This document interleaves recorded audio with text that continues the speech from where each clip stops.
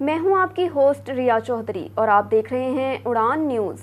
नज़र डालते हैं आज की खबरों पर। इस प्रोग्राम को तावन किया है शाहीन ट्रेड्स ऑफ कंपनीज ने। इलेक्शन कैंपेन पीपी 127 झंग मुस्लिम लीग नून के नामजद उम्मीदवार महर असलम भरवाना की इंतखाबी मुहिम के सिलसिले में मेंबरान पंजाब असम्बली चौधरी आदिल बख्श चट्ठा साहब, बिलाल फ़ारूक ताड़ड़ साहब, मोहतरमा राबिया फ़ारूकी साहिबा की जलसे में शिरकत। समाजी कारकुन अदील शहजाद और चौधरी अब्दुल माजिद ने भी इनके इस अमल को सराहा। इस प्रोग्राम के लिए ताउन किया है शाहीन ग्रुप ऑफ पाकिस्तान ने। बेरी का 100% खालिस और कुदरती शहद, फिटनेस टॉनिक, असील मुर्गों का गोश्त और एलोवेक्स ब्यूटी सोप दस्तयाब है। मशहूर फिल्म एक्ट्रेस ताबिंदा अली ने एलोवेक्स ब्यूटी सोप के हवाले से क्या कहा, आइए सुनते हैं।